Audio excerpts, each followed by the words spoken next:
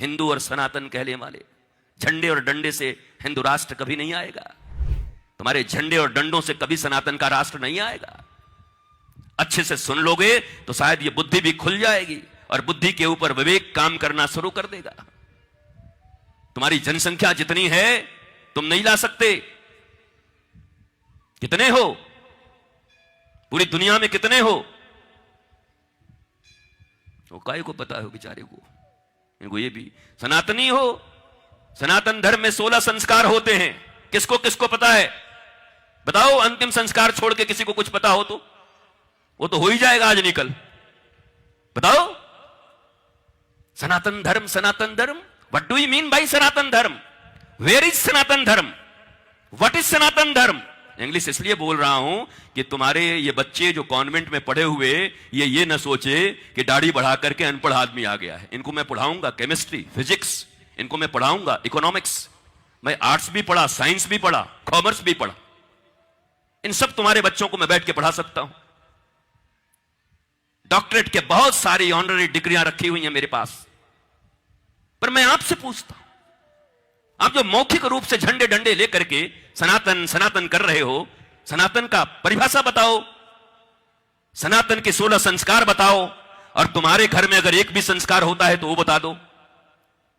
प्रातः काल उठ के रघुनाथा, मातु पिता गुरु ना वही माथा।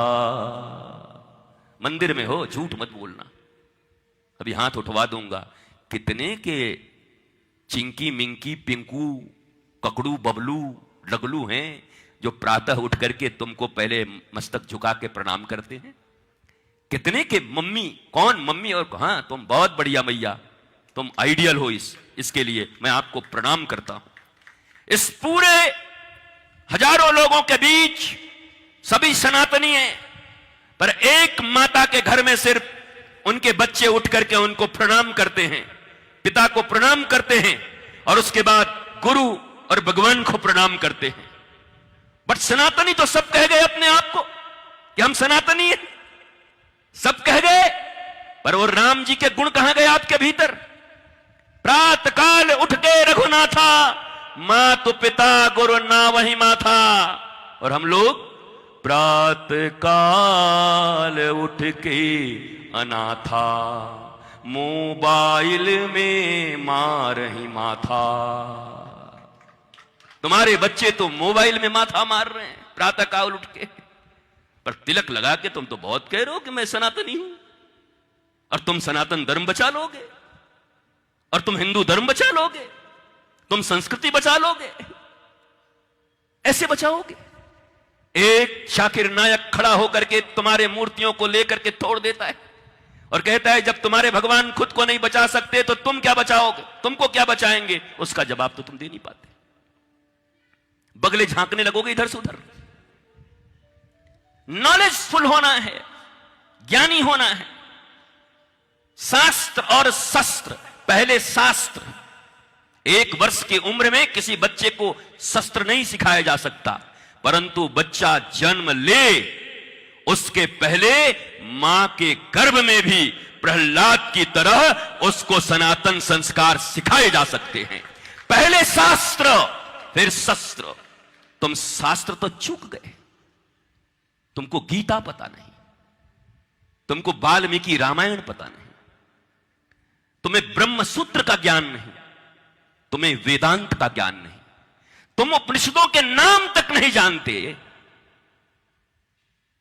झंडे लेकर सनातन सनातन करते हो। तुम बचाओगे सनातन?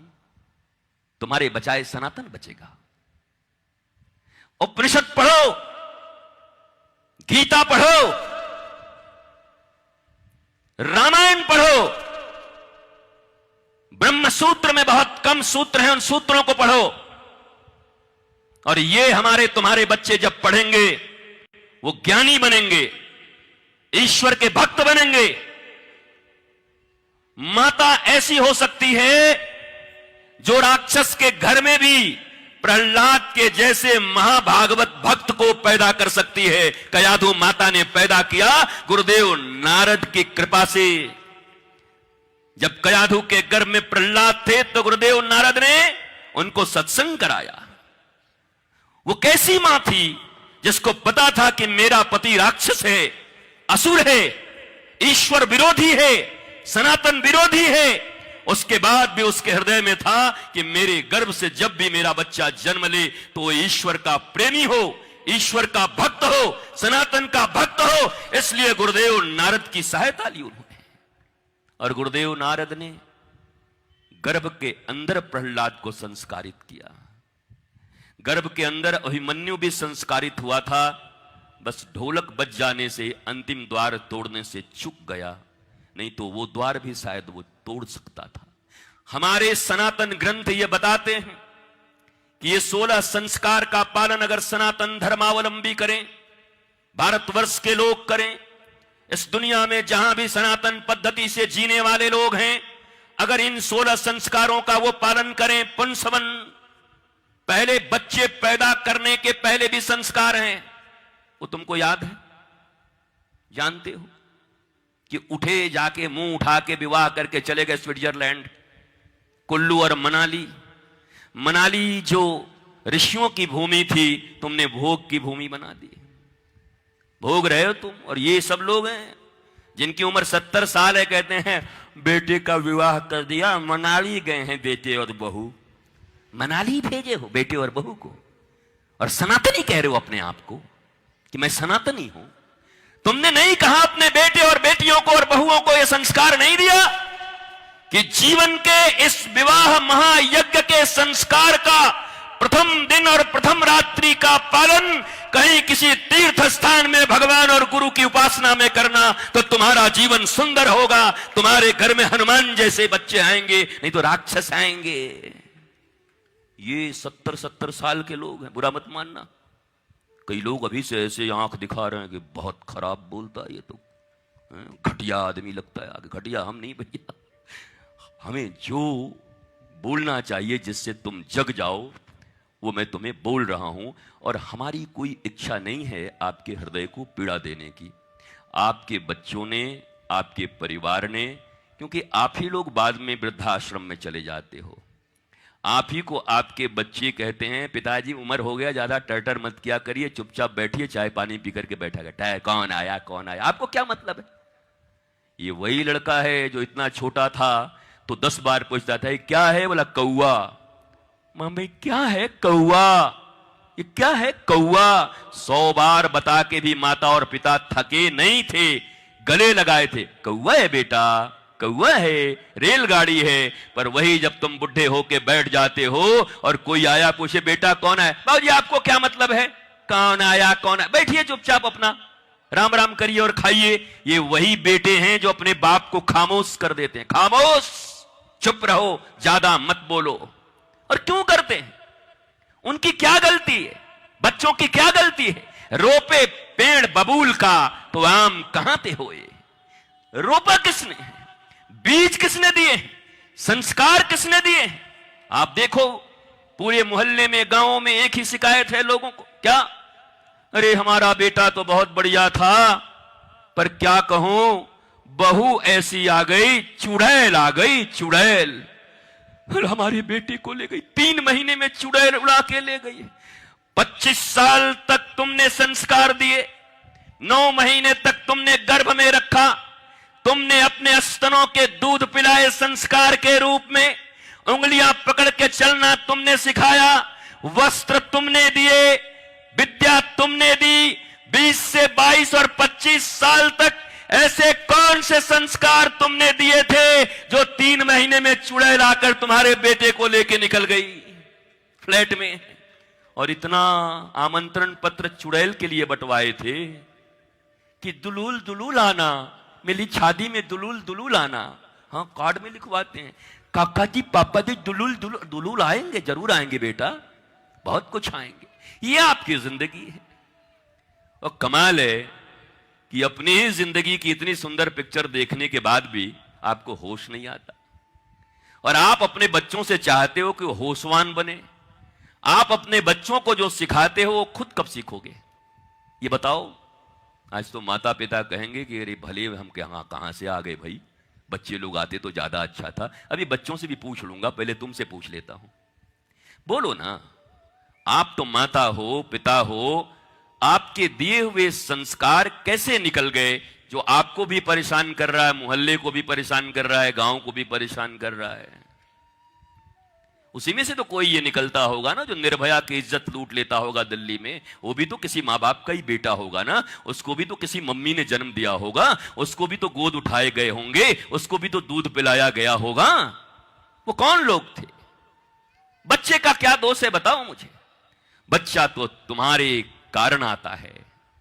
अगर तुम चाहो और सनातन संस्कृति के केवल 16 संस्कारों को पढ़ भर लो और उनका पालन करने लगो तो यकीन मानो, ये जितने पर्सनालिटी डेवलपमेंट कोर्स चल रहे हैं तुम्हारे, एक से एक खुले में जयपुर में पर्सनालिटी डेवलपमेंट कोर्स, वो क्या पर्सनालिटी डेवलपमेंट कराएंगे बताओ?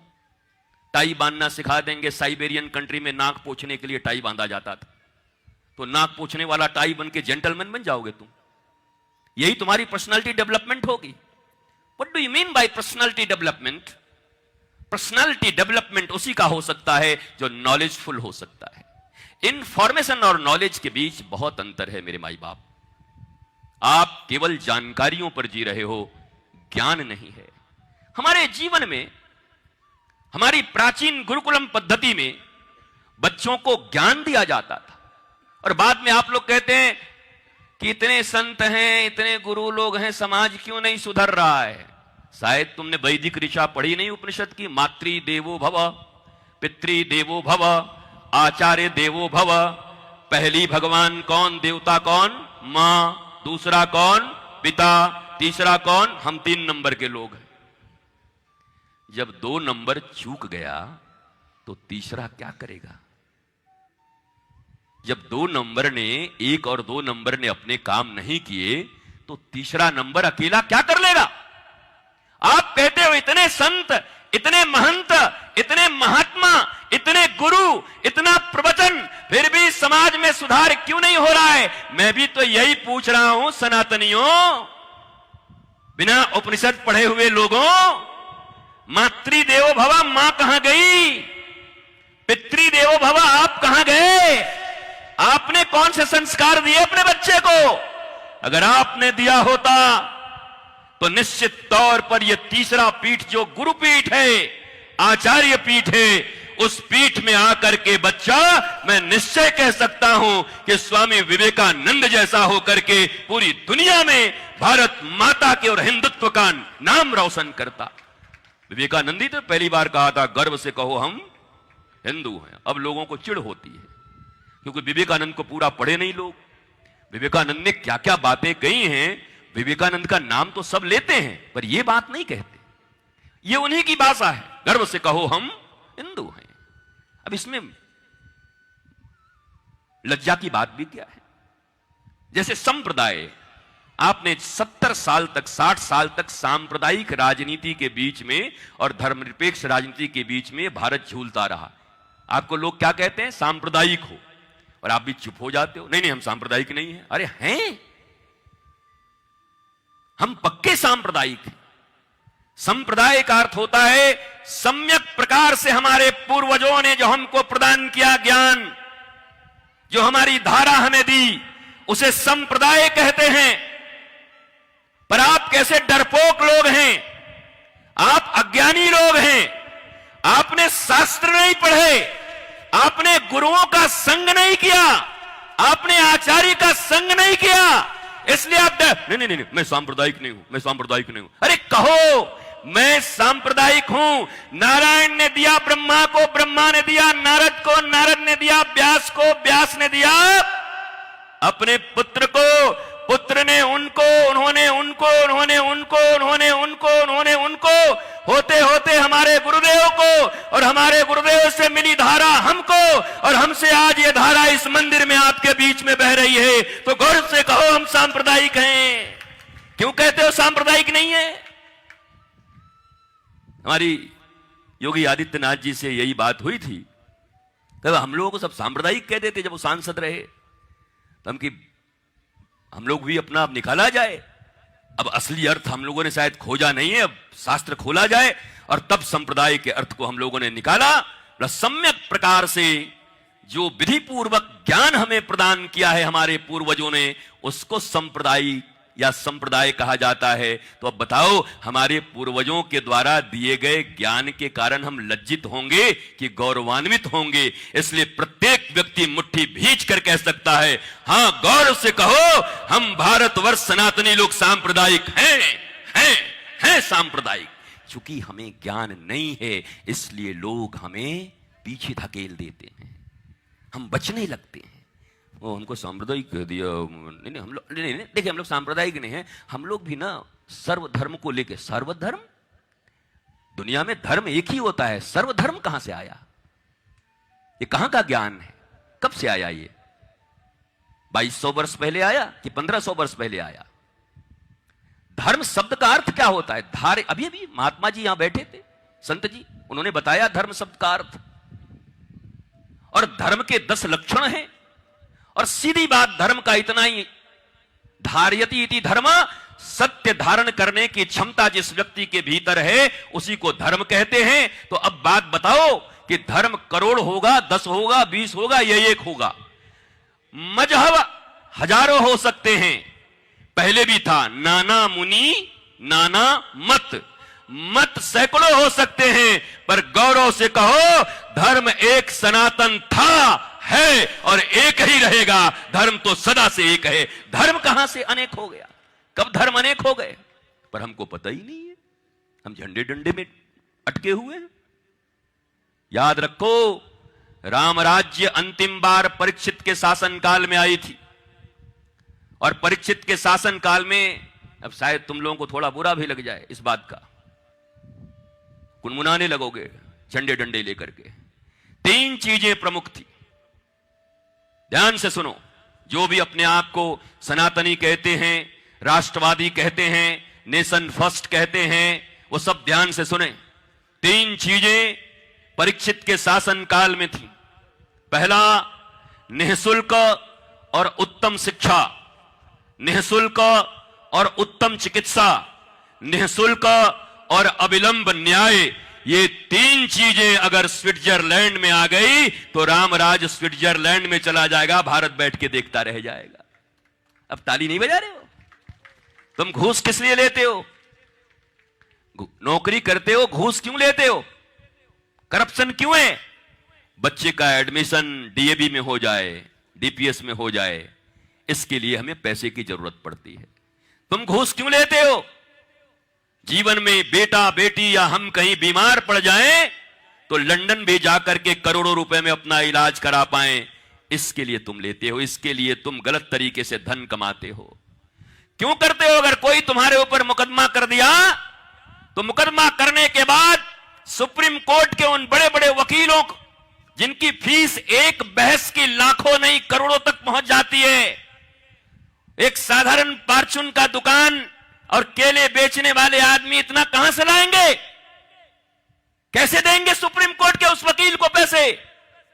और वो तो ऐसे वकील हैं कि उनको तुम्हारे सामने खड़ा कर दिया जाए, तुम कितने भी सच्चे रहोगे, फिर वो जब तर्क करेंगे तुम्हारे फुटहा छाप वकील से, जो बेचारे के पास धन ज्यादा नहीं है और गरीबी में पढ़ के आए हैं, क्या वो उनसे जीत पाएंगे? क्या उनसे तर्क कर पाएंगे? क्या उन चीजों को साबित कर पाएंगे? वो क्रिएट कर पाएंगे उन चीजों को जिससे आपको सही न्याय मिल सके? भारतवर्ष नहीं, पूरा दुनिया जानता है कि मक्का और मदीना का नाम लेने से इस्लाम का याद आता है। वहां जहां आप जाते हो, पोप जहां रहते हैं, वेटिकन सिटी का नाम लेने से पोप और क्रिश्चियन धर्म का याद आता है। वैसे ही भारतवर्ष नहीं, पूरी दुनिया के लोग जानते हैं कि अयोध्या, मथुरा और काशी का नाम लेने से सनातन और हिंदू का नाम आता है, राम, कृष्ण और शिव का नाम आता है। वो भी तुमको 492 साल के बाद मिलता है। 492 साल लग जाते हैं तुमको साबित करने में कि राम जी अयोध्या में जन्म लिए, राम ने अयोध्या में प्रकट लिया। और अभी भी शिव जी हो या हमारी कृष्ण जन्मभूमि हो, हम जहां मथुरा से आते हैं, अभी भी हम साबित नहीं कर पाए। ये तुम्हारी न्यायिक व्यवस्था है। पुलिसिंग व्यवस्था तुम्हारे पास 1861 का है। अंग्रेजों ने इस व्यवस्था को लाई थी भारतीयों के ऊपर अत्याचार करने के लिए। अभी भी वही व्यवस्थाएं चल रही हैं। अब कौन किसके ऊपर अत्याचार कर रहा है, किसके लिए? कभी पढ़ाते हो अपने बच्चों को, बताते भी हो कि एक जयपुर में, एक उदयपुर में, एक सूरत में, एक मुंबई में बंगले बनवाने में हो, बेटा एक बंगला 5, और कई जगह ऐसा है कि बंगला 1 नहीं बेटे 10। तो बंगले जाएंगे कहां तुम्हारे? नहीं, ठोक रहे हो ना बंगले हर शहर में। किनके लिए, किनके लिए बना रहे हो? एक आदमी के लिए एक घर जहां तुम रहते हो, इट्स एनफ। तो तुम तो भारत का भी नाम लेते हो, भारत माता की जय भी कर लेते हो, सब कुछ बोल लेते हो, और उसके बाद जिंदगी तुम्हारी वही चल रही घिसी पिटी। तो ऐसे तो सनातन नहीं बचेगा, ऐसे तो तुम्हारे रटने से कुछ बचने वाला है नहीं। हमें तो अलग होना पड़ेगा लोगों से। हमारे चाल चलन, नियम नीति, हमारे बच्चों के दिए जाने वाली शिक्षा दीक्षा, ये सब हमें अपनाना होगा। वो जोश आया एक दिन के लिए और खूब दौड़ गए इधर से मोटरसाइकिल लेकर, हो गए हिंदू। इतना सस्ता है हिंदुत्व, इतना सस्ता है सनातन। और एक बात और है, रामराज्य की स्थापना की कोशिश करो। रामराज्य दैहिक दैविक भौतिक तापा, रामराज काहू को न व्यापा। हिंदू राष्ट्र ठीक है, पर हिंदू तो रावण भी था, हिंदू तो कंस भी था। बोलो कौन सा राज चाहिए? अरे तर्क करो ना, बाबा मिलाए ना, एक करो।